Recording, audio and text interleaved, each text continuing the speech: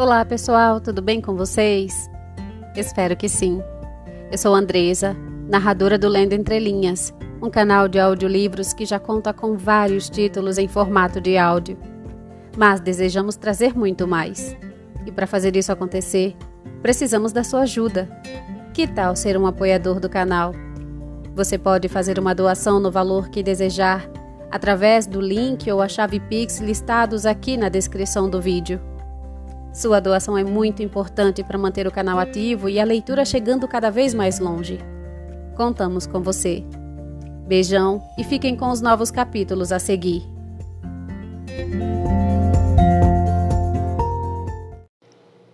Capítulo 10. A substância da sombra. Eu, Alexandre Manette, médico natural de Beauvais, residente depois em Paris, escrevo este triste relato na minha lúgubre masmorra da Bastilha, no último mês do ano de 1767. Escrevo-o com grande dificuldade e interrompidamente. Pretendo escondê-la na lareira, onde consegui aos poucos, e muito laboriosamente, deslocar uma pedra e fazer um buraco. Estas palavras são traçadas com uma ponta enferrujada de ferro e com fuligem e carvão do interior da lareira misturado com sangue, no último mês do 10º ano do meu cativeiro. Já não tenho esperanças. Sei por uns poucos terríveis avisos que minha razão não ficará por muito tempo mais inalterada, mas solenemente declaro que estou neste momento na posse das minhas faculdades, que minha memória é exata e circunstanciada, que o que escrevo é a expressão da verdade e que estou pronto a responder por estas minhas últimas denúncias escritas, sejam ou não lidas por homens algum dia, ou no dia do juízo final.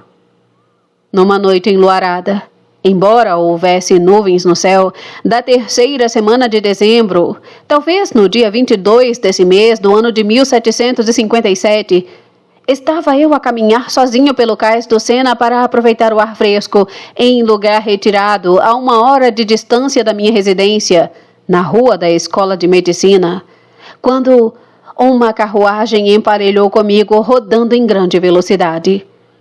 Quando me pus à margem do caminho para deixá-la passar, receoso de que me derrubasse, uma cabeça passou pela janela e uma voz disse ao cocheiro que parasse. A carruagem se deteve logo que o homem conseguiu refrear os cavalos, e a mesma voz me chamou pelo nome. Respondi. A carruagem estava então um pouco à minha frente, e os 2 cavalheiros tiveram tempo de abrir a portinhola e apear antes que eu a alcançasse. Observei que ambos estavam embuçados em mantos e que pareciam desejosos de esconder-se.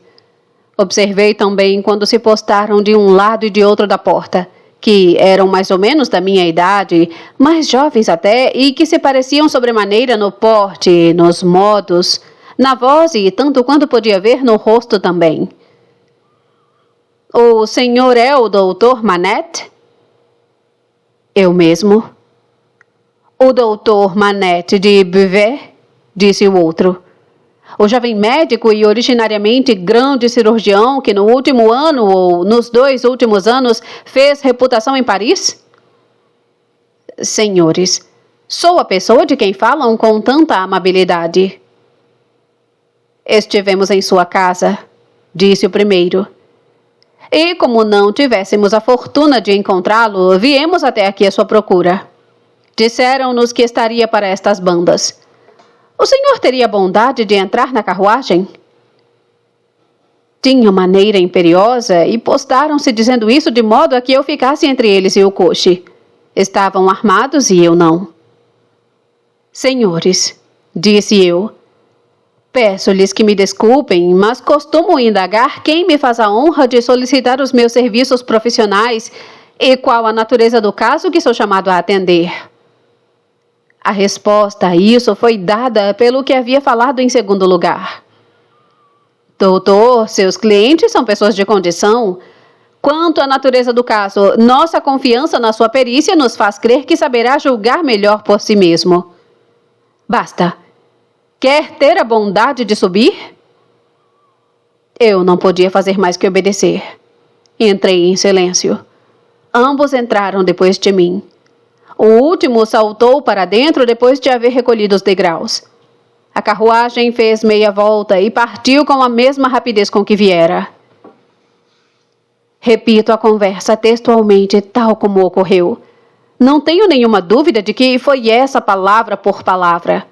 Descrevo tudo exatamente como aconteceu, disciplinando a minha mente para que não se afaste da tarefa que me impus. Interrompo neste ponto meu relato e ponho esta marca. O papel irá agora para o seu esconderijo. A carruagem abandonou as ruas da cidade, franqueou a barreira do norte e tomou a estrada do campo. A cerca de 2/3 de légua da barreira, não estimei a distância ao tempo, mas, depois, na volta, saímos da estrada real e logo paramos diante de uma casa solitária. Descemos os 3 e caminhamos por um sendeiro macio e úmido de jardim, que uma fonte abandonada inundara até a porta da casa. Esta não se abriu imediatamente em resposta à nossa campainha, e um dos meus guias esbofeteou no rosto com sua mão enluvada. Tinha uma pesada luva de montaria. O homem que por fim atendeu. Não havia nada nesse gesto que me atraísse particularmente a atenção, pois estava acostumado a ver pessoas do povo tratadas com maior brutalidade do que os cães. Mas o segundo guia, igualmente enfurecido, bateu também no servidor com o braço. O aspecto e a atitude dos 2 irmãos nessa oportunidade eram a tal ponto idênticos que compreendi pela primeira vez que tratava como irmãos gêmeos. Desde a hora em que descemos do coche no portão externo, que estava trancado e que um dos irmãos abriu para que entrássemos e em seguida trancou de novo, eu ouvia gritos que vinham de um quarto do andar superior. Fui levado diretamente para este quarto. Os gritos foram ficando mais altos à medida que subíamos as escadas, até que me vi diante da paciente que jazia num leito com febre alta. Era mulher de grande beleza e jovem. Não podia contar mais de 20 anos. Tinha os cabelos esfiapados em desordem e os braços atados dos 2 lados do corpo com faixas e lenços. Observei que esses panos eram todos elementos de roupas masculinas. Um deles, que parecia uma faixa de seda para traje de cerimônia, tinha um brasão de nobreza com a letra E. Vi tudo isso de um relance no primeiro minuto de minha contemplação da paciente, pois, na agitação de que estava presa, no minuto seguinte ela se virara de bruços, voltara o rosto para o lado oposto da cama e mordia uma ponta da estola. Corria o perigo de sufocar. Meu primeiro ato foi justamente estender a mão para ajudá-la a respirar. Ao afastar a seda, o bordado do canto me chamou a atenção. Virei-a com cuidado, pus minhas mãos no seu peito para acalmá-la e examinei-lhe o rosto. Tinha os olhos dilatados e, como que perdidos, e repetia sem cessar: meu marido, meu pai, meu irmão. Depois contava até 12 e dizia: psiu. Por um instante, não mais, fazia uma pausa como se escutasse, mas logo os gritos recomeçavam e ela repetia: meu marido, meu pai, meu irmão. Depois contava até 12 e dizia: psiu. Não havia variação nem na ordem das palavras, nem no modo de proferi-las. Também não havia intervalo, exceto a pausa curta e regular entre uma série de palavras e a seguinte. Há quanto tempo ela está assim? Perguntei. Para distinguir os irmãos, chamarei a um, o mais velho, e ao outro, o mais novo, chamando mais velho ao que me parecia exercer maior autoridade. Foi o mais velho quem respondeu. Desde a noite passada a esta hora. Ela tem efetivamente marido, pai e irmão? Irmão. Falo com o irmão? Não, respondeu ele com desprezo. E que relação recente tem ela com o número 12? O mais moço interveio impaciente. Com as 12 horas. Vejam bem, senhores, disse eu sempre com as mãos sobre o peito da paciente, que estou tão impotente como quando me trouxeram. Se soubesse o que me esperava, teria vindo prevenido. Assim perdemos precioso tempo. Como conseguir remédios em lugar tão isolado? O mais velho lançou um olhar ao caçula que disse com altaneria: temos uma caixa de medicamentos aqui. E, tirando-a de um armário, depositou-a em cima da mesa. Abri alguns dos frascos, cheirei-os e levei as rolhas aos lábios. Se tivesse querido usar qualquer coisa que não fosse um narcótico, venenoso em si mesmo, não teria empregado nenhum daqueles líquidos. O senhor os julga suspeitos? Bem vê que me sirvo deles. Foi tudo que respondi. Fiz a paciente engolir com grande dificuldade e, depois de muitos esforços, a dose que lhe queria administrar. Como pretendia repeti-la dentro em pouco, cumpria-me observar o seu efeito e sentei-me à beira da cama. Havia lá uma camareira tímida e apagada, a mulher do homem que nos abrira a porta, que se retirara para um canto do quarto. A casa cheirava a mofo e parecia um tanto dilapidada. A mobília era medíocre. Casa de uso esporádico e ocupação recente. Cortinas velhas, pesadonas, haviam sido pregadas nas janelas, sem dúvida para abafar os gritos que continuavam no mesmo ritmo e com as mesmas frases: meu marido, meu pai, meu irmão. A contagem até 12 e depois... Psiu. O ataque era tão violento que eu não desatara as tiras de pano que imobilizavam a doente, limitara-me a verificar se não estavam apertadas demais. O único sintoma encorajante foi sentir que a respiração se acalmava sob a minha mão e que havia agora pausas de tranquilidade. Mas não tinha poder sobre os gritos. Nenhum pêndulo teria tanta regularidade. Por imaginar que minha mão surtia esse efeito calmante, pelo menos era o que eu presumia, deixei-me ficar uma boa meia hora sentado à beira da cama, observado pelos dois irmãos. Por fim, o mais velho disse: há outro doente. Surpreso, perguntei: e é caso urgente? Seria melhor que o senhor mesmo julgasse, respondeu ele com indiferença, e precedeu-me com uma vela acesa. O segundo paciente jazia num quarto dos fundos ao qual se tinha acesso por outra escada e que era uma espécie de sótão por cima dos estábulos. O teto, baixo de estuque, cobria apenas parte da peça. O resto era de telha vã com grandes barrotes de ponta a ponta. Armazenavam palha e feno ali e lenha para a lareira. Havia um monte de maçãs guardadas para durar em areia. Tive de passar por esse depósito para chegar ao quarto propriamente dito. Minha memória é minuciosa e fidedigna. Procuro conservá-la em forma, repisando na minha masmorra todos esses pormenores, quase no 10º ano de cativeiro.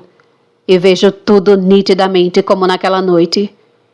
Deitado no chão num monte de feno, com uma almofada debaixo da cabeça, estava um jovem e formoso camponês. Pareceu-me não ter mais de 17 anos. Estava deitado de costas, com os dentes cerrados, a mão direita apertada contra o peito. Os olhos abertos ardentes olhavam para cima. Eu não podia ver onde era a ferida e me ajoelhei ao lado dele, mas sentia que estava morrendo de um ferimento feito com uma arma branca de ponta cerada. Eu sou médico, meu filho, disse eu. Deixe que o examine. Não quero ser examinado, respondeu. Quero morrer. A ferida estava debaixo da sua mão que, à força de persuasão, consegui que ele a afastasse. Fora feita com a ponta de uma espada há 20 ou 24 horas já. Mas nada teria podido salvá-lo, mesmo se acudido prontamente. Morria depressa. E como eu me voltasse para encarar o mais velho dos gêmeos, vi que, para ele, aquele belo adolescente que agonizava era como um pássaro, ou uma lebre ou um coelho. Não via nele absolutamente um semelhante. Como aconteceu isso? Perguntei. É apenas um servo? Portou-se como um verdadeiro cão danado. Forçou meu irmão a sacar da espada e recebeu dele esse golpe. Como um cavalheiro. Não havia sinal de piedade, de remorso, nem mesmo de humanidade na resposta. Lamentava que aquela criatura de outra espécie estivesse a morrer ali e de maneira tão inconveniente, ao invés de fazê-lo como as outras, segundo a obscura rotina de gente da sua laia. Era incapaz de compaixão pelo moço ou pelo triste destino dele. O olhar do rapaz se tinha voltado para ele enquanto falava, e agora voltava-se lentamente para mim. Doutor, disse o moribundo, eles são soberbos, esses aristocratas. Mas nós, pobres cães, também temos nosso orgulho. Eles nos exploram, nos ultrajam, nos batem, nos matam. Mas sempre resta no fundo um grão de orgulho. O senhor a viu, doutor? Os gritos eram audíveis, embora coados pela distância. Sim, eu a vi, respondi. É minha irmã, doutor. Eles abusam dos seus vergonhosos direitos, esses nobres, da modéstia das nossas irmãs, da sua virtude anos a fio. Mas nós temos boas moças. Meu pai sempre me diz isso. Minha irmã era uma boa moça e estava noiva de um bom rapaz, rendeiro desse aí, esse que está de pé ao seu lado. Nós todos somos rendeiros dele. O outro é o irmão, o pior de uma raça toda, ela infame.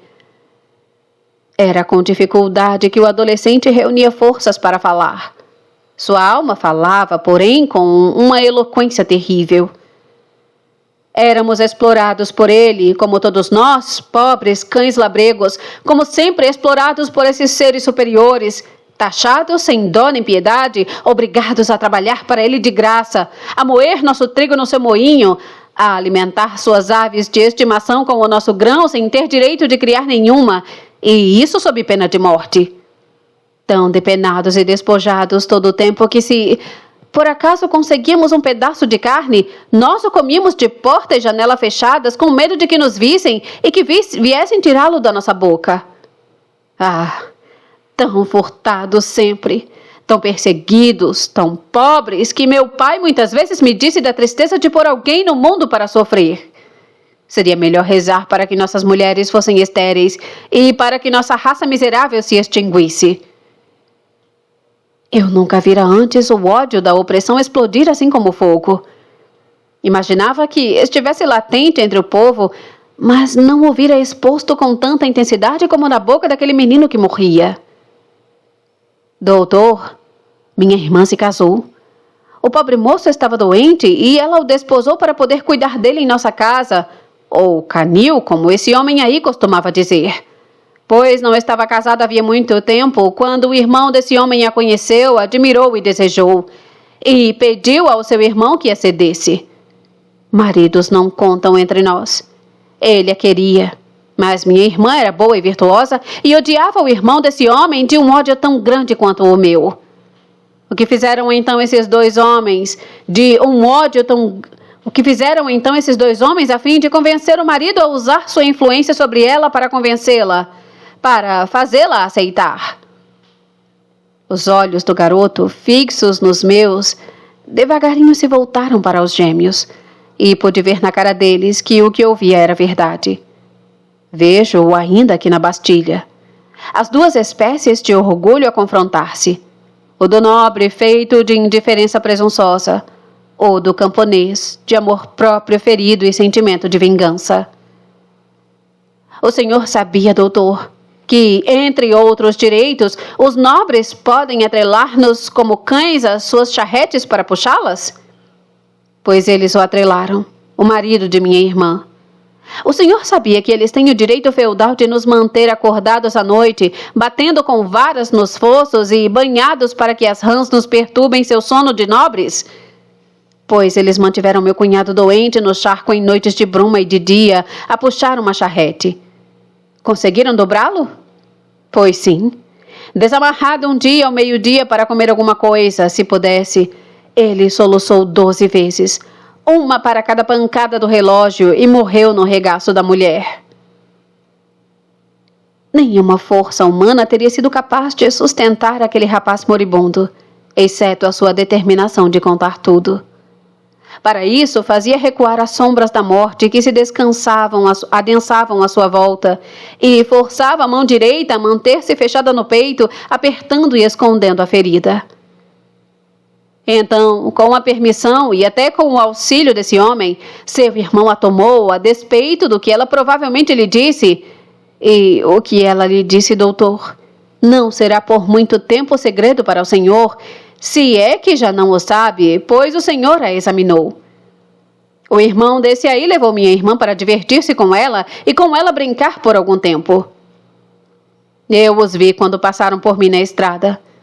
Quando contei a coisa em casa, o coração de meu pai se partiu. Não teve tempo sequer de dizer uma só palavra que o enchiam. Depois do enterro, levei minha irmãzinha mais nova, tenho outra, para longe do alcance deste homem. Esta pelo menos não será vassala dele. Depois, segui a trilha dele até aqui. Escalei o muro. Eu, um cão, mas armado. Onde está a janela? Não havia uma aqui? O aposento começava a escurecer para ele. O mundo se fechava à sua volta.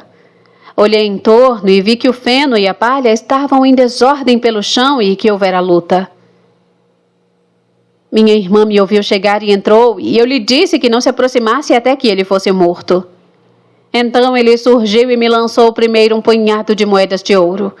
Depois surrou-me com um chicote. Mas eu, embora ínfimo animal, reagi e bati-lhe. E ele foi obrigado a desembainhar a espada. Terá de quebrá-la agora em 1000 pedaços, manchada que foi com sangue de cão. Tirou-a para defender-se e teve de usar tudo que sabia para salvar a pele. Eu tinha visto antes, caídos entre a palha, fragmentos de uma espada quebrada. De uma espada de fidalgo. A outra, que jazia mais longe e inteira, era uma velha espada que me pareceu de soldado. Agora, doutor, ajude-me. Levante-me. Onde está ele? Ele não está aqui. Respondi, soerguendo o moribundo e pensando que ele se referisse ao irmão. Ah, por orgulhoso que seja, ele tem medo de me ver. Onde está o outro? O homem que se encontrava aqui com o senhor? Volte-me de frente para ele. Eu o fiz apoiando a cabeça do rapaz contra o meu joelho. Mas, investido no momento de uma força sobre-humana, ele se levantou de todo, obrigando-me a levantar-me também para poder sustentá-lo. Marquês, disse o garoto, olhando-o de olhos bem abertos e com a mão direita no ar. Eu o intimo ao senhor e aos seus, até o último dessa raça maldita, a responder por todos esses crimes no dia da retribuição. Traço esta cruz de sangue sobre o senhor como um sinal.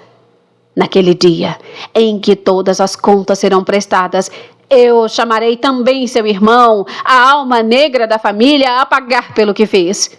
E traço esta cruz de sangue sobre a cabeça dele para que saiba que farei o que digo. 2 vezes ele pôs a mão na ferida e 2 vezes fez o sinal da cruz no ar. Ficou ainda um momento de pé com o indicador erguido para o céu. Depois, quando o dedo caiu, ele caiu também e eu o estendi, morto, no chão. Quando voltei à cabeceira da mulher, vi que ela delirava ainda, precisamente da mesma forma e com a mesma sequência de palavras. Sabia que aquilo podia durar e que terminaria provavelmente no silêncio da cova. Repeti os remédios que lhe dera e velei junto da cama até que a noite ia alta. Ela jamais deixou de gritar violentamente. Jamais se confundiu na ordem do que dizia. Era sempre meu marido, meu pai, meu irmão. 1, 2, 3, 4, 5, 6, 7, 8, 9, 10, 11, 12... Psss. Aquilo durou 26 horas, contadas desde o momento em que entrei na casa. Eu saí e voltei 2 vezes quando a moça começou a fraquejar. Fiz o que podia ser feito para ajudá-la naquela hora extrema, mas pouco a pouco foi caindo em letargia e ficou inerte como se estivesse morta. Era como quando o vento e a chuva cessam, afinal, depois de uma longa e terrível tempestade. Soltei-lhe os braços e chamei a camareira que iria preparar o cadáver para compor o vestido que a doente rasgara e lhe deixava o corpo descoberto. Só então percebi que a pobre moça estava grávida e perdi a pouca esperança que ainda tinha de salvá-la. Está morta? Perguntou o Marquês, a quem prefiro referir-me, como anteriormente, como o mais velho dos irmãos. Acabava de chegar e entrou no quarto com suas botas de montar ferradas nos pés. Ainda não, mas é provável que morra. Que resistência tem essa gente do povo? Disse, olhando-a com uma certa curiosidade. Há sempre uma força prodigiosa, respondi-lhe, na desgraça e no desespero. Ele riu com as minhas palavras, mas em seguida franziu o senho. Puxou uma cadeira com o pé para perto da minha, mandou a mulher embora e disse em voz baixa: Doutor, vendo meu irmão em dificuldade com esses rústicos, recomendei que o senhor fosse chamado. Tem grande reputação e, moço como é, com fortuna por fazer, verá provavelmente onde está o seu melhor interesse. As coisas que o senhor presenciou aqui dentro não devem ser conhecidas lá fora. Apurei o ouvido para a respiração da paciente e evitei responder-lhe. O senhor me dá a honra de escutar-me? Senhor, disse eu. Na minha profissão, tudo que diz respeito a um doente é sempre confidencial. Era uma resposta prudente. Eu estava profundamente perturbado por tudo o que presenciara. A respiração era agora apenas audível, tão difícil de acompanhar que lhe tomei o pulso e procurei auscultar o coração. Vivia ainda. Só isso. Olhando em torno de mim, ao sentar-me outra vez, vi que os 2 irmãos me observavam atentamente. Escrevo com tanta dificuldade. Faz tanto frio. Tenho tanto medo de ser apanhado e posto numa cela subterrânea em total escuridão que tenho de abreviar a narrativa. Não que haja confusão ou falha em minha memória. Recordo e posso detalhar cada palavra que foi trocada entre aqueles irmãos e eu. Ela durou precariamente 1 semana. Para o fim, consegui entender algumas sílabas do que me confiou, pondo a orelha junto dos seus lábios. Perguntou-me onde se achava e eu lhe disse. Perguntou quem era. Disse. Mas em vão perguntei-lhe pelo nome da família. Sacudiu de leve a cabeça no travesseiro e guardou o seu segredo, como o rapaz tinha feito. Não tive oportunidade de perguntar-lhe nada até o dia em que contei aos irmãos que ela estava no fim e que não passaria daquela noite. Até então, e embora ninguém se apresentasse diante dela, quando, consciente, a não ser eu ou a empregada, um dos irmãos estava sempre zelosamente de guarda por detrás do reposteiro ao lado da cabeceira do leito. Mas, à luz do que eu dissera, eles ficaram menos cautelosos ou indiferentes a qualquer comunicação que eu pudesse ter com ela in extremis, como se eu também estivesse para morrer. Confesso que o pensamento me passou pela cabeça. Eu tinha percebido que o orgulho dele se ressentia do fato de que o irmão mais moço fora obrigado a terçar armas com um camponês e, além disso, um simples menino. Uma só consideração perturbava um e outro. Era coisa ridícula e altamente degradante para o nome da família. Cada vez que meus olhos encontravam os do irmão mais novo, eu lia neles a raiva que tinha de mim, pelo que eu sabia e pelo que o rapaz me contara. Talvez por isso fosse mais polido comigo do que o mais velho. Eu, no entanto, via claro nele. E sabia ser também uma pedra no sapato do mais velho. Minha paciente finou-se 2 horas antes da meia-noite pelo meu relógio, na hora exata, quase minuto por minuto, em que a vira pela primeira vez. Eu me achava sozinho com ela quando a sua pobre cabeça abandonada tombou docemente para um lado e todas as suas mágoas e tristezas acabaram. Os irmãos aguardavam o desenlace numa sala do térreo, impacientes para ir embora. Só no quarto da enferma eu podia ouvi-los andando de um lado para o outro, embaixo, e batendo nas botas com os rebenques. Morreu, afinal? Perguntou o mais velho quando me viu entrar. Está morta. Felicitações, meu irmão. Foram as palavras dele para o outro. Ele me oferecera dinheiro, mas eu adiara o momento de recusá-lo. Agora deu-me um rolo de moedas de ouro. Eu o peguei e depus em cima da mesa. Tinha refletido maduramente e decidira não aceitar nada pelos meus serviços. Desculpe, mas dadas as circunstâncias, não. Eles se entreolharam, mas inclinaram a cabeça quando inclinei a minha, despedindo-me. E separamo-nos sem trocar mais qualquer palavra. Estou fatigado, exausto, reduzido a um frangalho pela miséria. Não posso ler o que escrevi com esta mão emperrada. Cedo na manhã seguinte, o rolo de dinheiro foi deixado à minha porta dentro de uma pequena caixa endereçada em meu nome. Desde o começo, eu considerara ansiosamente o que fazer. Decidi escrever naquele dia mesmo uma carta particular ao ministro, revelando a natureza dos 2 casos para os quais me tinham chamado e o lugar aonde eu fora conduzido, fornecendo-lhe, enfim, todos os particulares da história. Conhecia a influência da corte e a imunidade de que gozavam os nobres, e esperava não ouvir mais falar do assunto. Quisera apenas tirar um peso da consciência. Guardara segredo absoluto. Nem mesmo minha mulher sabia de nada. Isso também tive a ingenuidade de dizer na carta. Eu não fazia ideia do perigo que corria. Dava-me conta apenas de que poderia ser comprometedor para terceiros saber o que eu sabia. Andei muito ocupado o dia todo e não pude concluir minha carta naquela noite. Levantei mais cedo do que de hábito no dia seguinte, justamente para contemplá-la. Estávamos a 31 de dezembro. Era o último dia do ano. A carta jazia pronta à minha frente na mesa quando vieram anunciar-me uma senhora. Sinto-me cada vez mais incapaz para a tarefa que me propus. Faz frio. Está escuro. Meus sentidos estão entorpecidos e a desolação que me oprime é tremenda.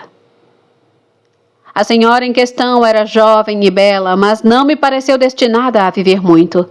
Parecia presa de grande agitação. Apresentou-se como a mulher do Marquês de Saint-Évremont, associando o título que o jovem camponês usara para dirigir-se ao irmão mais velho e a inicial que vira bordada na faixa da minha paciente. Não me foi difícil concluir haver encontrado o dito fidalgo fazia pouco tempo. Tenho ainda boa memória, mas não posso reproduzir palavra por palavra nossa conversa. Suspeito de que sou vigiado mais de perto do que imaginava e não sei quais os momentos em que me tem sob observação. Ela suspeitara em parte e em parte descobrira o principal da cruel história da parte de que seu marido tivera e da minha intervenção. Não sabia que a moça morrera. Tivera a esperança de poder testemunhar-lhe secretamente a sua simpatia. Com isso, talvez desviasse a cólera dos céus de uma casa há tanto tempo odiada por tantos desgraçados. A marquesa tinha razões para crer na existência de uma irmã caçula, e seu maior desejo agora era ajudar essa menina. Pude apenas confirmar que havia tal menina, mas não sabia nada além disso. Ousara procurar-me, disse, contando com a minha discrição, na esperança de descobrir o nome e o endereço da camponesinha. Ainda hoje ignoro um e outro. Logo me faltará papel.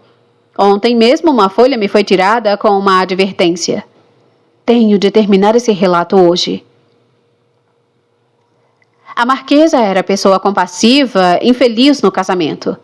E como poderia ser de outro modo? O cunhado não gostava dela, tratava-a com desconfiança e a influência dele contrariava a sua. Ela, por sua vez, tinha-lhe horror e temia também o marido. Quando fui levá-la à porta, havia um bonito menino de 2 ou 3 anos à espera na carruagem. Por ele, doutor, disse-me em lágrimas mostrando o filho. Farei tudo o que puder como reparação. Que felicidade poderá trazer a esse menino herança tão pesada? Tenho o triste pressentimento de que, se alguma espécie de expiação, um dia lhe pedirão conta de tudo.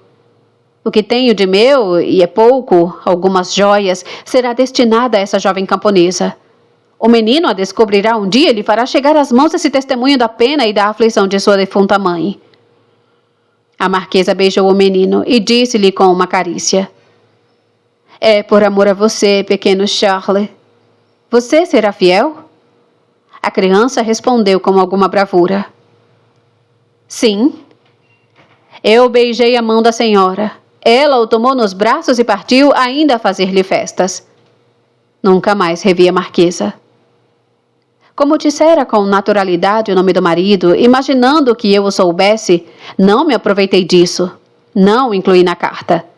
Selei-a e querendo confiá-la a qualquer portador. Não querendo confiá-la a qualquer portador, fui levá-la pessoalmente no mesmo dia ao destinatário. A noite, que era a última do ano, como já disse, por volta das 9 horas, um homem de negro apresentou-se em minha casa, pediu para falar-me e acompanhou-me sem ruído escada acima, meu jovem criado, Ernest Defarge. Quando este se apresentou na sala onde eu me encontrava com minha mulher, oh, esposa bem-amada do meu coração, oh, minha querida e loura esposa inglesa, demo-nos conta de que o homem que ele dizia espera na rua acompanhara-o e estava silencioso como uma sombra por detrás dele. Disse tratar-se de um caso urgente na rua Saint-Honoré. Eu não precisava temer demorar-me.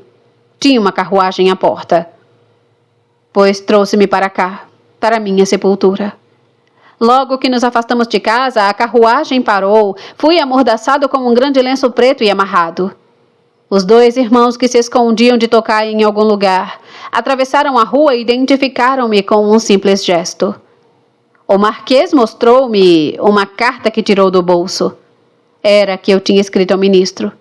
Queimou-a na chama de um lampião que alguém lhe estendeu e esmagou as cinzas no chão com o calcanhar. Nenhuma só palavra foi dita. Trouxeram-me para cá. Enterraram-me em vida. Se Deus tivesse inspirado ao longo destes anos terríveis a um ou outro dos irmãos a ideia de me dar notícias de minha mulher, nem que fosse para dizer-me se ela é viva ou morta, eu poderia pensar que ele não os abandonara inteiramente. Mas agora creio que a marca da cruz foi feita com sangue no ar, e será fatal para eles, e que nada poderão esperar da sua infinita misericórdia. Nem eles, nem seus descendentes, até o último da raça. Eu, Alexandre Manette, infeliz prisioneiro, nesta última noite do ano de 1767, do fundo da minha intolerável tortura, os denuncio para aquele tempo em que serão pedidas contas de todas as coisas. Denuncio-os ao céu e à terra.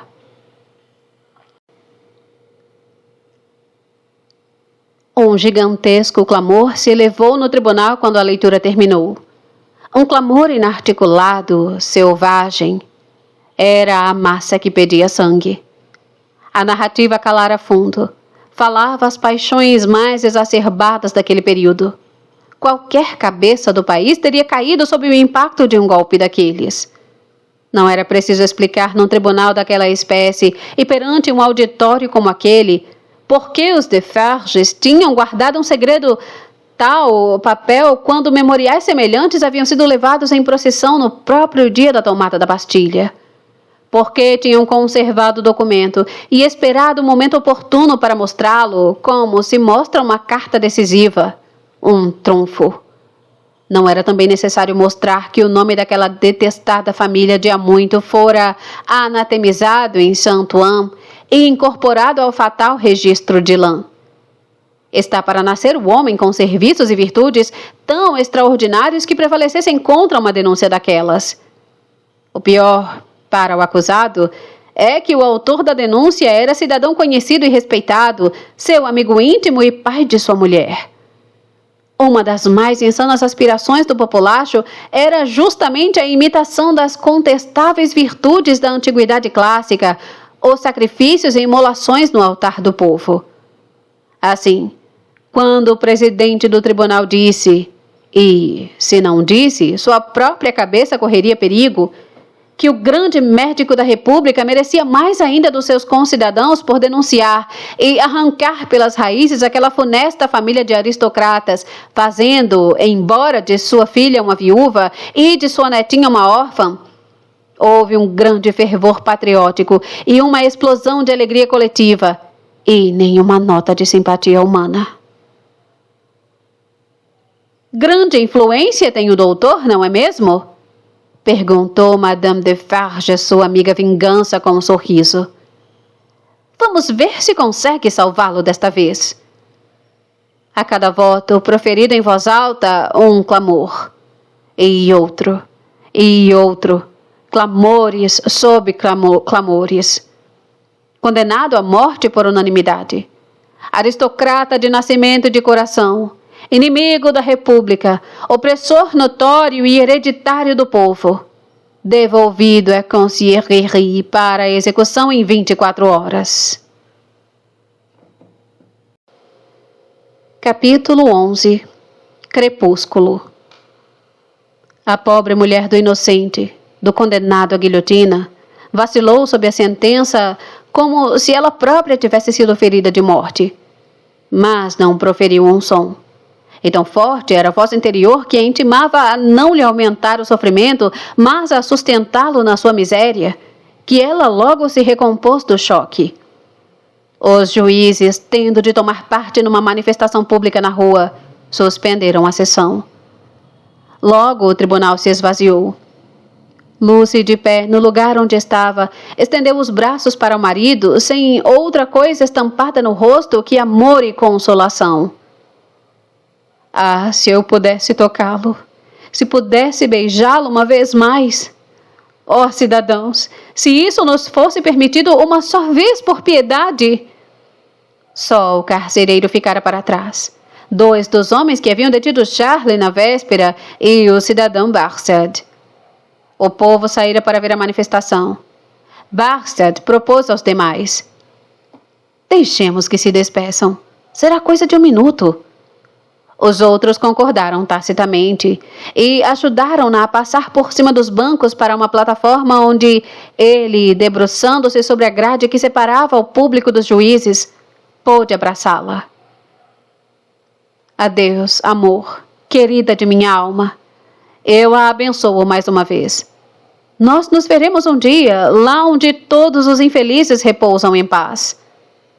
Essas foram as palavras de Charlie ao apertá-la contra o coração. Eu posso suportá-lo, meu querido. Não sofra por mim. O céu me dará forças. Uma última bênção para nossa filha. Seja a portadora dessa bênção. Beija por mim. Eu me despeço dela através de você. Não, meu marido. Mais um momento. Ele se arrancava dos braços dela. Espere! Não estaremos separados por muito tempo. Sinto que isso me parte o coração. Mas cumprirei o meu dever até o fim. E quando ela ficar sozinha no mundo, Deus lhe dará amigos como os deu a mim. Seu pai a acompanhava e teria caído de joelhos diante dos dois se Charlie não o pegasse pelo braço chorando. Não, não. O que fez o Senhor? O que pensa que fez, que tenha de ajoelhar-se diante de nós? Sabemos agora o quanto lutou, o quanto sofreu ao suspeitar da minha origem. E depois, ao ver confirmadas tais suspeitas, sabemos que antipatia natural teve o Senhor de enfrentar e superar por amor de Lucy. Nós lhe agradecemos de todo o coração. Que Deus o acompanhe. A única resposta do velho foi levar as 2 mãos à cabeça num gesto antigo e arrancar um chumaço de cabelos com um gemido de angústia. Não podia ser de outra maneira, disse o condenado. Tudo conspirou para esse resultado, e foram os meus vãos esforços para cumprir o voto de minha mãe que me levaram inevitavelmente ao Senhor. O bem nunca poderia resultar de um mal como aquele. E como esperar de tais começos uma conclusão feliz? Console-se e me perdoe. Deus o abençoe. A mulher soltou-o, mas ficou de pé e de mãos postas enquanto o levavam para sempre. Havia no seu rosto uma expressão radiosa e até um sorriso de consolação. Quando o marido desapareceu pela porta por onde saem os prisioneiros, ela se voltou para o pai, pôs a cabeça no seu ombro e ainda tentou falar-lhe, mas caiu sem sentido aos seus pés. Adiantando-se então do canto onde se escondia e de onde não se afastara por um único momento, Sidney Carton aproximou-se rapidamente do Dr. Manette e tomou-Lucy nos braços. Só o pai e o Sr. Lorry estavam junto dela. Seu braço tremeu ao erguê-la do chão e ao sustentar-lhe a cabeça. mas não havia piedade no semblante dele. Um rubor, talvez, uma ponta de orgulho. Devo levá-la até um carro? Não é peso para mim. Carregou-a com cuidado até a porta da rua, depositando-a carinhosamente na carruagem. O Dr. Manette e seu velho amigo entraram em seguida e Carton subiu para a boleia, sentando-se ao lado do cocheiro. Quando chegaram ao portão diante do qual ele estivera parado, no escuro, não fazia muitas horas, a imaginar que pedras os pés de Lucy teriam pisado na rua, ele a pegou de novo nos braços e galgou com ela as escadas até o quarto. Ali deixou-a num divã, onde a senhorita Prose e a menina cobriram-na de beijos e lágrimas. Deixem-na estar assim. Não a despertem. Está apenas desmaiada. Oh, Carton! Carton! Querido Carton! Gritava a pequena Lucy, pondo-lhe os braços em torno do pescoço numa explosão de desespero. Agora que veio, você vai consolar mamãe e salvar papai. Olhe como está minha mãe. Querido Carton, você que gosta tanto dela, como pôde suportar vê-la assim? Ele se debruçou sobre a menina e pôs o rosto rosado contra o seu. Depois afastou-a com doçura e contemplou de novo a mãe desfalecida. Antes de ir embora, disse e logo se interrompeu. Poderia beijá-la? Foi lembrado mais tarde que, ao tocar o rosto da moça com os lábios, ele disse algumas palavras baixinho. A pequena Lucy, que estava perto, contou depois e contou aos seus netos quando se transformou um dia numa velha senhora que o ouvira dizer: uma vida que lhe é cara. Em seguida, já no outro aposento, onde o Dr. Manette e o Sr. Lorry o acompanharam, ele se virou para eles e disse: ainda ontem, Dr. Manette, o senhor gozava de grande influência. Vamos apelar para ela mesmo tentativamente. Esses juízes, como os outros homens hoje no poder, são todos seus amigos. Todos reconhecem seus grandes serviços. Não é assim? Nada me escondiam do que dizia respeito a Charlie.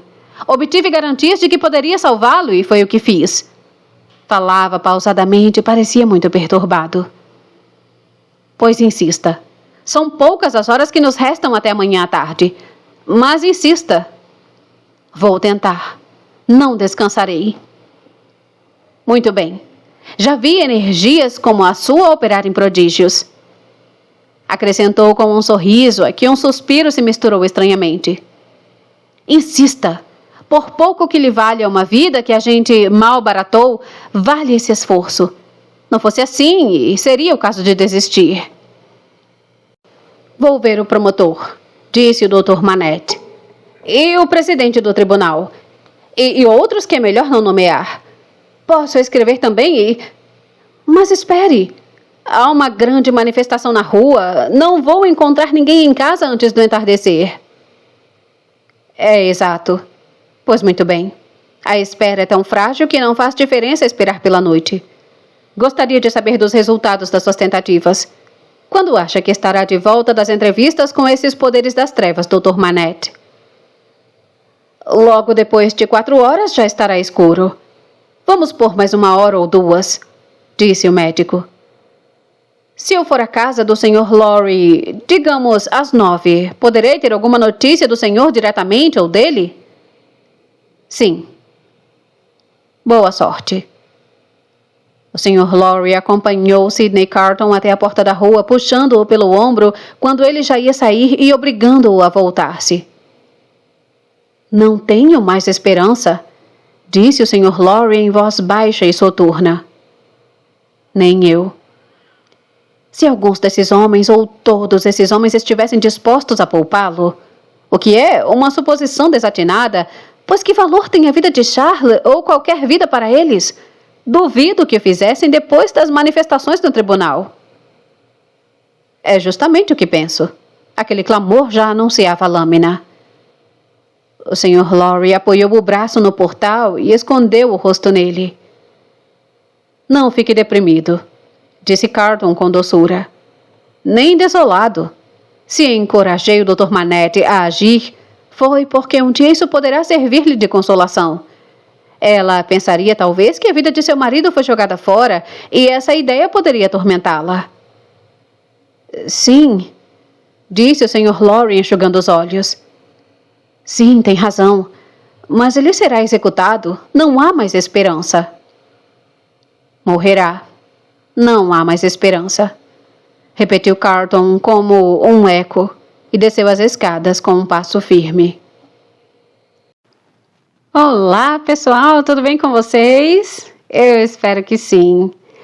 E voltei para termos aquela nossa conversa após a leitura dos capítulos. Capítulos pequenos, porque agora estamos no penúltimo vídeo desse livro. Eu ia soltar mais capítulos, mas aí nós vamos entrar bem no final da história e vai ficar muito longo. Como esses 2 capítulos aqui, eles são muito reveladores, achei por bem soltar eles 2 e vim aqui conversar com vocês. Por quê? Porque tínhamos algumas dúvidas, algumas perguntas que agora foram respondidas e acho que vale a pena conversarmos a respeito, porque os 3 próximos capítulos já é o encerramento. E tá bem interessante, tá muito forte, vem babado forte por aí, vem aí uma coisa muito forte, se preparem, que o encerramento desse livro tá emocionante de verdade, preparem o coração de vocês. Eu chorei a beça, não vou mentir, mas aí eu sou uma manteiga derretida, vocês já sabem, eu tenho uma emoção muito à flor da pele quando tô lendo, mas esse aqui é bem... Vocês vão ver. Não quero soltar spoiler, mas aqui é prometendo muito e entregando tudo, tá? Tá muito bom, de verdade. Os últimos capítulos não saem essa semana, saem na próxima, tá? Vamos ficar com esses 2 capítulos aqui. Vamos ter a revelação. Vocês já ouviram, então já sabem que foi revelado aí o segredo do Dr. Manette, o segredo sobre o Charles Darnay, Donnay, dos Defarge também, já soubemos alguma coisa sobre os Defarge, e próximo capítulos vamos ter esse encerramento. Então vamos lá. Até corrigir minha postura aqui para sentar melhor, ficar à vontade para poder conversar mais tranquilamente com vocês. Então, começamos aqui o capítulo 10 com nada mais nada menos do que a leitura de uma carta que o Ernest Defarge encontrou dentro da prisão da Bastilha. Nós vemos naquele capítulo lá da invasão da Bastilha, aquele capítulo ele fala de um momento histórico da Revolução Francesa, que é a tomada da Bastilha. Ali é icônico, né? Que é quando a prisão ela é tomada pela população e os presos são soltos, e o Ernest ele procura a cela do Dr. Manette. O Ernest Defarge era um funcionário do Dr. Manette na época, e aqui nessa carta o Dr. Manette faz até referência a isso. O Ernest trabalhava para ele, e aí quando ele fica sabendo da prisão, que é uma prisão injusta, aquilo fica rodando lá na cabeça dele, e na hora que a Bastilha é invadida, ele fala, eu quero saber onde é a cela. E ele fala o número da cela do Dr. Manette. E ele vai até a cela tentar achar alguma pista, alguma coisa. E não é que ele encontra. Ele encontra, no capítulo eu lembro que isso não fica explícito. É como se ele olhasse e não encontrasse nada. Mas aqui a gente vê que ele encontrou. Dentro dos tijolos, ou seja, na parede, um tijolo solto. Ele encontra uma carta... que na verdade ele já foi procurar, assim, com aquela intenção de achar algo muito escondido, muito bem escondido.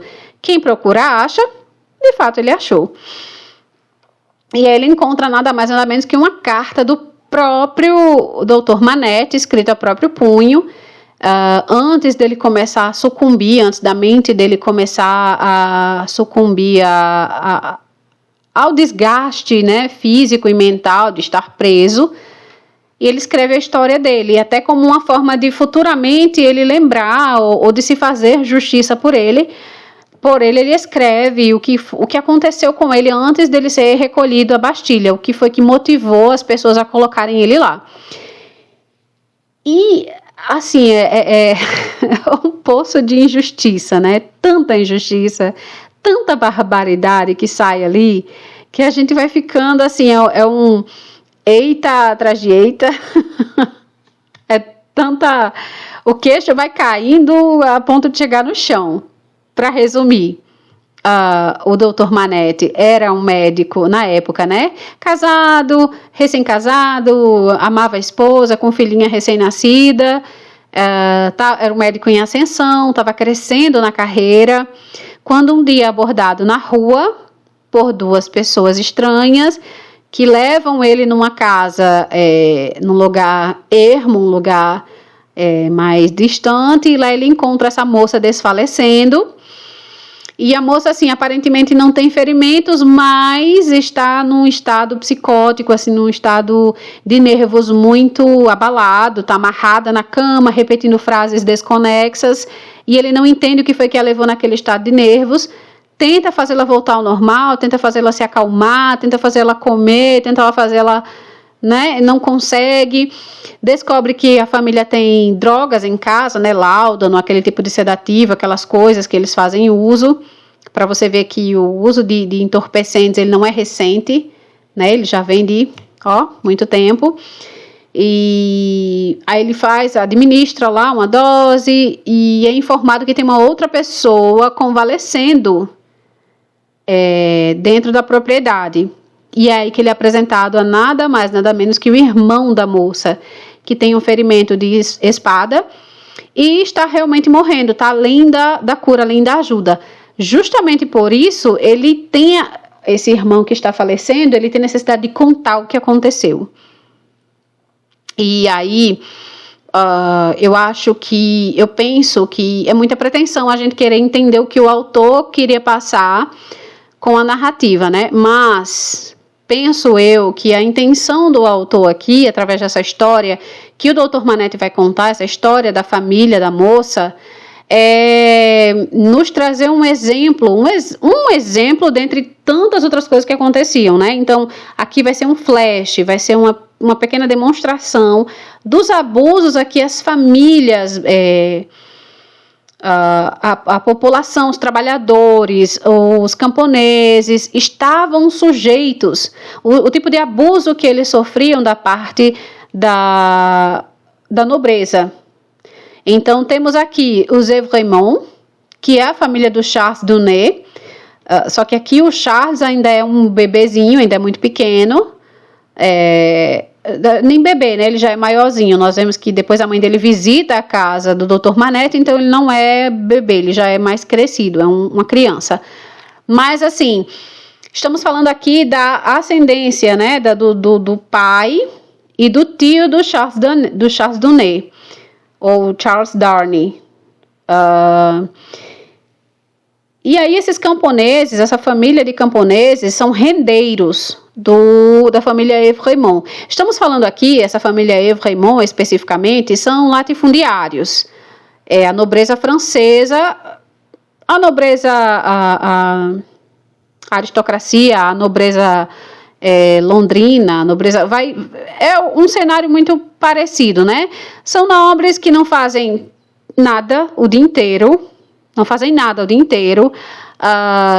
gastam horrores, como explorando a mão de obra dos camponeses. As pessoas vão lá lavrar o campo deles, vão plantar, vão colher, alguém vai lá vender, alguém vai lá supervisionar tudo isso, vai receber um salário miserável, as pessoas que estão plantando, que estão colhendo, mal conseguem se alimentar com tudo isso. Então, assim, é um ciclo de exploração, um ciclo de degradação, de humilhação, de desvalorização da pessoa humana, de desvalorização de você como um indivíduo que não tem precedentes, assim, sabe? Não tem nem como falar, não tem nem como explicar isso.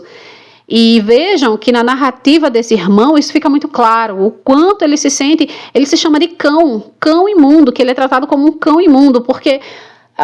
os latifundiários, essas famílias, essas pessoas que tinham as posses, elas olham para aqueles trabalhadores, olham para aquelas pessoas que estão literalmente movendo as máquinas, máquina, isso aqui é uma metáfora, elas estão literalmente fazendo com que o dinheiro chegue até essas famílias e elas são vistas como nada, sabe? Então, assim, eles não consideram que elas têm direitos, que elas têm desejos, que elas têm vontades, que elas têm princípios, que elas têm dignidade, orgulho, entendeu? São meras peças que eles podem usar, abusar, mover a bel prazer, sabe, a hora que quer, como quer, do jeito que quer, e depois descartar. Isso fica muito claro. E eu acredito que a intenção do autor em trazer a história dessa família é justamente isso. Nos mostrar um relance, assim, uma fagulha dos abusos que motivaram a massa, motivaram as pessoas a iniciar essa revolução. Quem estuda a fundo a Revolução Francesa entende que, apesar de todas as barbáries, apesar de todos os excessos, havia um motivo muito consistente por trás do movimento. Não surgiu do nada. Tinham pessoas passando fome, tinham muitas injustiças, era tanta coisa acontecendo naquela época, sabe? E não foi à toa, não é que de um dia para a noite as pessoas decidiram. Tinha a fila do pão, as pessoas iam atrás de sobras, pão duro, envelhecido, mofado para se alimentar. Crianças morriam de fome, as mães não tinham leite para amamentar seus filhos, sabe? Ele fala que comiam, quando conseguiam um pedaço de carne, comiam a portas fechadas para ninguém saber, para o administrador não saber, para não chegar até esses nobres, até essas pessoas, esses marqueses, essas pessoas com títulos. Aqui nós temos o Evrémond, que é o marquês. O marquês geralmente é o filho primogênito, que aqui no caso é o pai do Charles. E essa segunda pessoa é o irmão do marquês de Evrémond, o tio do Charles. Quando nós conhecemos o Charles, quem está usufruindo do título já não é mais o pai dele, é o tio. O pai dele já faleceu e a segunda pessoa ali que assumiu o título é o tio dele. Mas essa situação toda que eu vou começar a falar agora, é desencadeada por esse tio. Existe essa família de rendeiros, né? Eles arrendam a terra, trabalham na terra, vendem o fruto do trabalho e os lucros ficam com o dono da terra. Eles ficam com uma pequena parte, mas uma ínfima parte mesmo, porque é imposto, é tributo, tudo que vocês imaginarem eles têm que pagar para o dono da terra. O que sobra para eles é muito pouco, é só para sobreviver mesmo. A família desses rendeiros é composta do pai, a mãe, essa filhinha e as duas meninas, né? 2 meninas e um menino. O que acontece? O irmão desse marquês de Saint-Evrémond passa a desejar a moça. E essa moça está para casar. Provavelmente é a mais velha. Provavelmente não, é a mais velha. Ele passa a desejar a moça e ele começa a usar de todos os artifícios que ele pode fazer uso, que ele pode fazer, largar a mão para obter o sucesso na conquista. E ele chega ao ponto, quando a moça rechaça ele, quando a moça não deseja estar com ele chega ao ponto de prender o marido dela, e torturar o marido dela para que ele a convença a estar com ele. Eu vou torturar você até você convencer ela a ter conjunção carnal comigo. E eu sei que ela vê o marido falecer, ela chega a ver o noivo, o esposo, eles chegam a casar. Ela chega a ver ele falecer através dessa tortura. E nisso a moça acaba sendo pega realmente, ele sequestra a moça, ele leva a moça e a usa da forma que quer. O pai dela, por desgosto, também falece. E o irmão, num desejo de reparação, vai em busca dessa moça para tentar fazer justiça e desafia o tal do irmão do marquês lá e é golpeado por uma espada e acaba morto. Não tem treinamento, tudo que ele faz é lavrar os campos, esse pessoal aí não faz nada, esses nobres não fazem nada com a vida, é esgrima, é aquele passatempo preguiçoso, né? Então o rapaz acabou sendo ferido e quando o Dr. Manette chega, encontra esse cenário. A moça está doente, grávida, morrendo de desgosto por ter sido violentada por essa pessoa, que ela provavelmente já tinha asco, já tinha nojo desse homem, e tá lá morrendo, tá grávida, o irmão tá morrendo também, o pai dela já faleceu, eles conseguem salvar, o rapazinho consegue salvar a irmã caçula, consegue mandar ela embora dali daquela região, e é a única que se salva do desejo, da luxúria, de tudo que essa família é capaz, do que essas pessoas são capazes de fazer. E aí o Marquês de Saint-Évremont, a gente pensa assim, mas a culpa foi do irmão, mas o Marquês de Saint-Évremont é tão mau caráter quanto o irmão, porque ele acaba entrando junto para proteger o nome da família, aquela coisa toda, e endossa o comportamento do irmão. E aí o rapazinho, antes de falecer, ainda solta, né, uma praga lá, você vai ter que pagar pelo que você fez, eu tô aqui lançando essa maldição, o que é que você fez, tudo que você fez com a gente você vai ter que pagar, e você vai prestar conta do que fez. E por que eu tô falando desse caso específico, né, do rapaz lançar essa maldição? Porque eu sei que é uma parte assim que o autor ele quer expressar o sentimento de impotência e ao mesmo tempo de querer fazer alguma coisa num último suspiro. Ali é o sentimento de impotência daquele rapaz, de saber que não pode fazer mais nada pela irmã, não pode fazer mais nada por si mesmo, e no último minuto ele se vale da fé, ele se vale da religião para tentar garantir alguma justiça, algum senso de reparação para ele e para os seus. Então ele lança como se fosse uma maldição sobre os Évremont. Mas que seja misticismo ou não, que se acredite ou não, fato é que as atitudes dos Évremont, as atitudes desse tio de Charles, quando a partir do momento que ele toma para si o corpo dessa moça que nunca quis ser dele, e ele faz isso sem se importar com os crimes que ele precisou cometer, com as atrocidades que ele precisou fazer, com tudo que ele precisou passar por cima para satisfazer a própria vontade, a própria luxúria.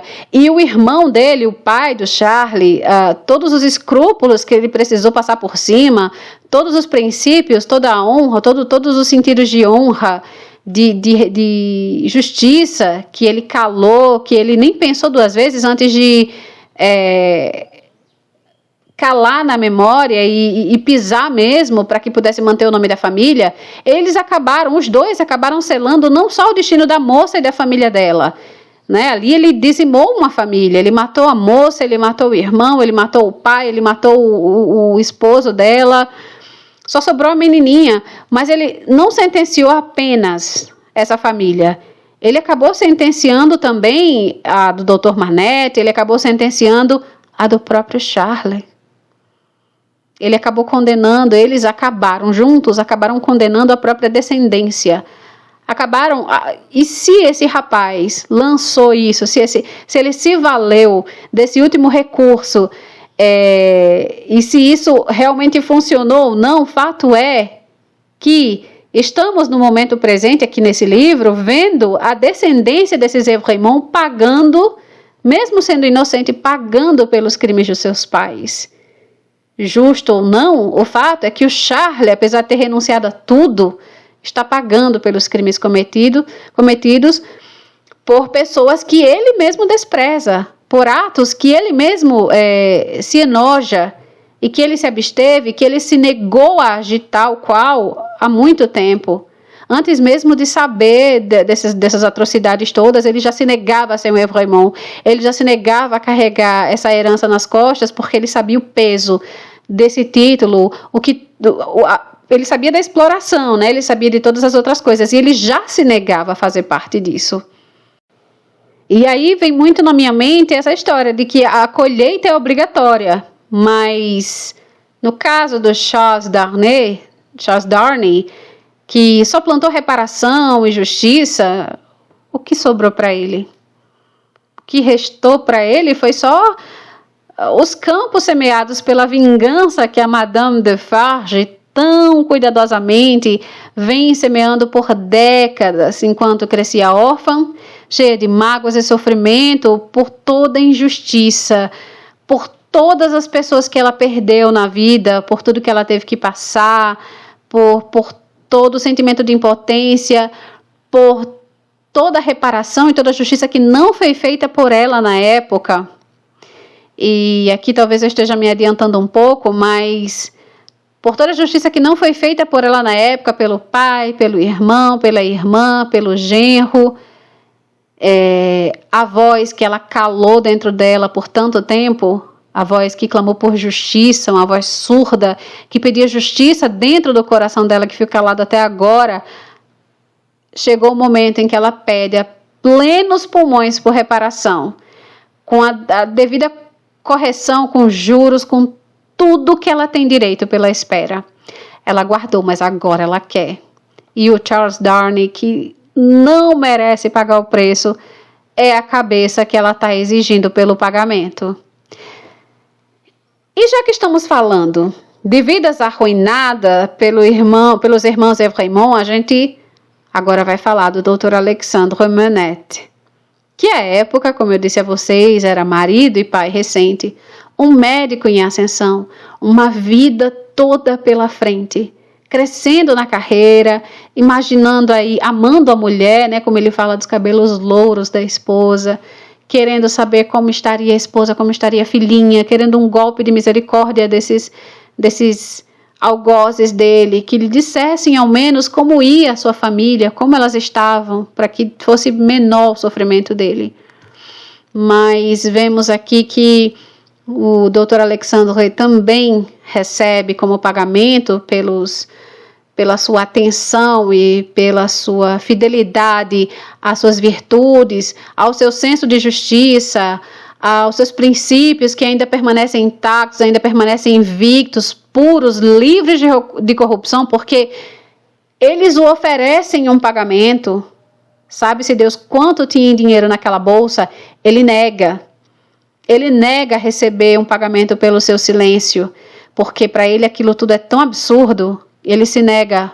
Ele nega vender os princípios dele, ele nega se vender, mesmo imaginando, porque ali o Dr. Alexandre, ele já imaginava o que estaria em jogo. Ele já imaginava que a própria vida dele, a segurança dele e da família dele poderiam estar em jogo a partir do momento que ele negou aquele pagamento. Ele negou ser silenciado. Mas ele, um ser humano com virtudes e senso de justiça invictos ainda, se negou a ser silenciado, a ser pago em troca do seu silêncio. Mas eu penso que não foi exatamente a coragem do Dr. Alexandre que o jogou na Bastilha. Foi realmente a sua fidelidade aos seus princípios, ao seu julgamento do que é correto, aquela vozinha que mora dentro de cada um de nós e que nos impele no dia a dia a tomar decisões importantes, que muitas vezes nós negligenciamos com o nosso instinto de sobrevivência, preservação, que acredito que possa ter ocorrido ao Dr. Manette.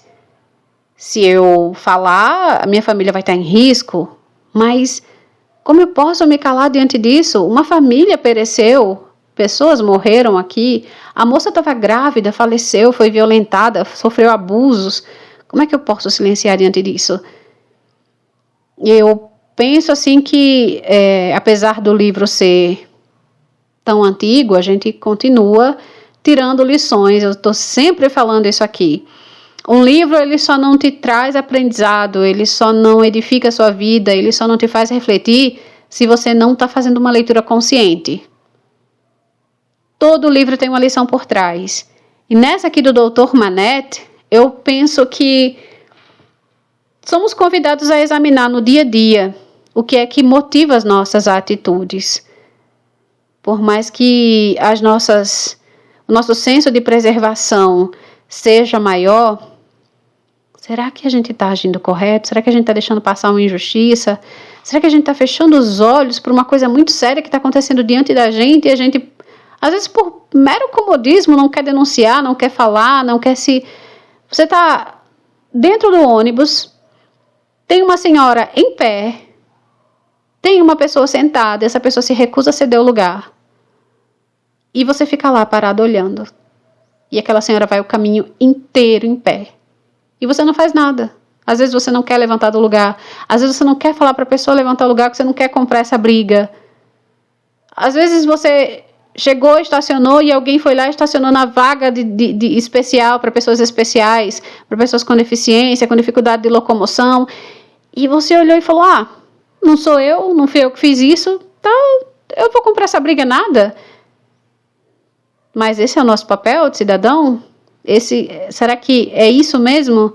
Porque para que os nossos direitos tenham valor, a gente não pode esperar que ele seja... Não podemos esperar que sempre venha uma autoridade fazer cumprir. Nós precisamos, no nosso dia a dia, ter esse respeito e ter essa atenção a direitos e deveres. E eu vou até simplificar. O que você está fazendo para ser uma boa pessoa? Que atenção você está dando no seu dia a dia para ser uma boa pessoa? O Dr. Manette não quis receber pagamento e ele ficou do lado daquela moça até o final. Até o fim ele ficou lá, segurou a mão dela, enxugou o suor da testa dela, tentou ser um amigo, tentou ser uma presença, tentou dar conforto. Enquanto os Raymond estavam lá embaixo torcendo para que ela morresse logo para acabar aquele tormento. E aí? Será que o seu olhar está atento às necessidades das pessoas ao seu redor? Será que você está trabalhando isso? Será que você está conseguindo enxergar o que as pessoas precisam? Alguém está precisando atravessar a rua? Alguém está com dificuldade de descer a escada rolante? Você está descendo, você passa, nem consegue ver. Tem uma mãe ali sofrendo com uma criança fazendo birra e você julgando. Será que... Sabe? Então, o Dr. Manette, ele foi encerrado a Bastilha fazendo um dever moral, tentando cumprir um dever moral. Eu sei que isso aqui não é autoajuda, mas se vocês gostam dos meus comentários, acho que a minha função aqui é nos trazer reflexão. Eu procuro refletir também no meu dia a dia. Eu acho que os livros, eles têm essa função também didática, sabe? De nos ensinar, nos trazer essas lições. Falando em dever moral, Dr. Manette, em atenção ao seu dever moral, escreve essa carta ao ministro do rei, relatando tudo o que aconteceu, mas o que ele não esperava é que os Raymond fossem essa família tão influente, que tivessem gente dentro da corte do rei, que essa carta fosse interceptada antes de atingir o destinatário, como de fato aconteceu. Dr. Manette acaba caindo numa armadilha, é preso, recolhido na prisão e lá encarcerado, sem direito a julgamento, sem direito à defesa, sem direito a contraditório, sem direito a nada.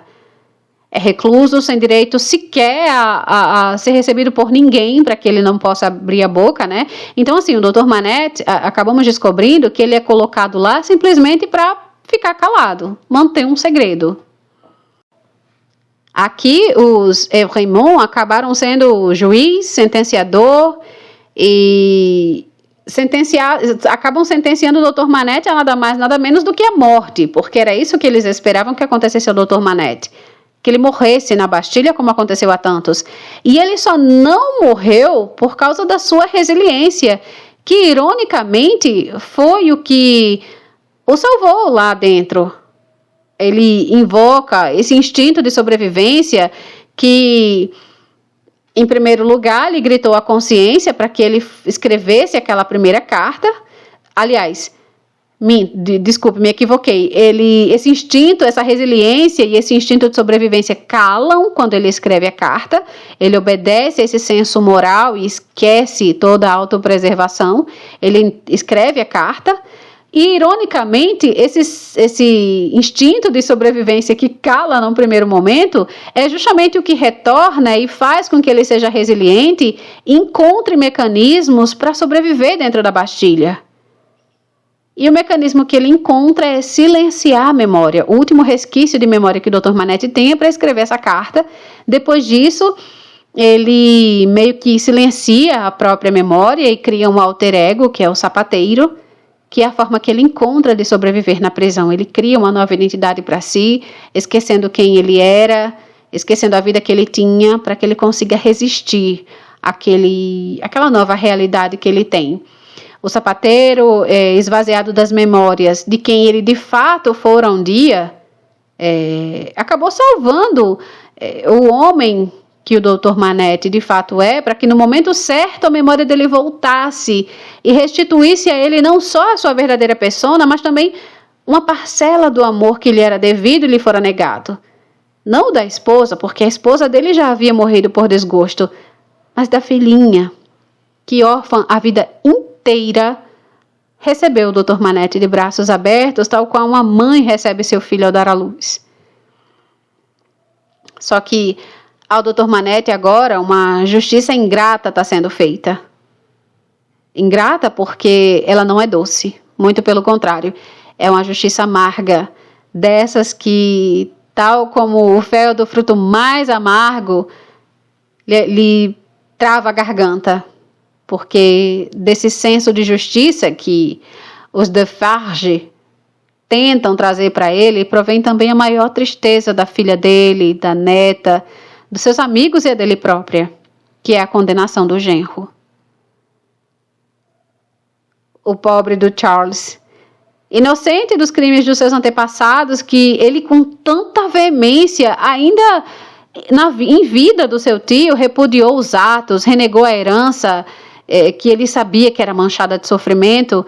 Ele abdicou de qualquer facilidade que pudesse obter às custas de qualquer lágrima, sangue e suor derramado por aqueles menos afortunados que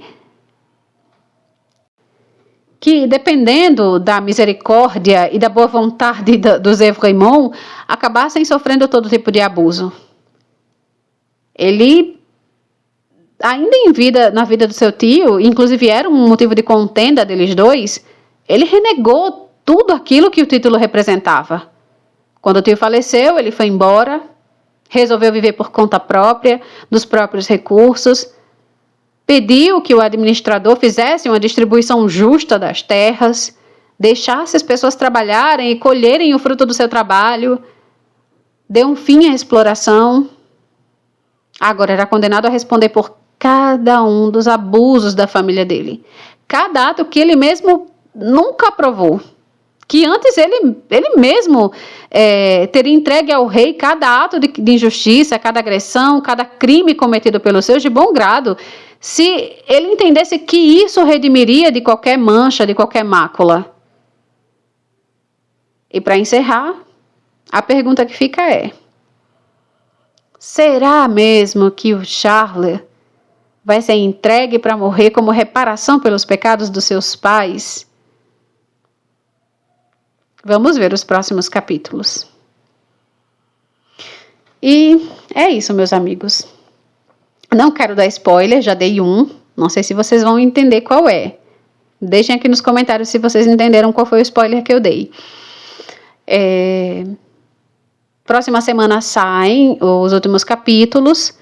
Como eu disse, estão bem emocionantes. O final desse livro eu confesso que me pegou muito. Eu vou trabalhar no roteiro, nos comentários dele, porque está muito forte mesmo. Eu vou trabalhar com bastante afinco. Vou tentar fazer com bastante carinho também, para que a gente tenha uma conversa bem legal. E se você está gostando desse conteúdo, já sabe, né? Por favor, curte, compartilha. Se você puder me ajudar financeiramente, eu também agradeço muito. Essa semana eu fiz um investimento com microfone novo, com pedestal.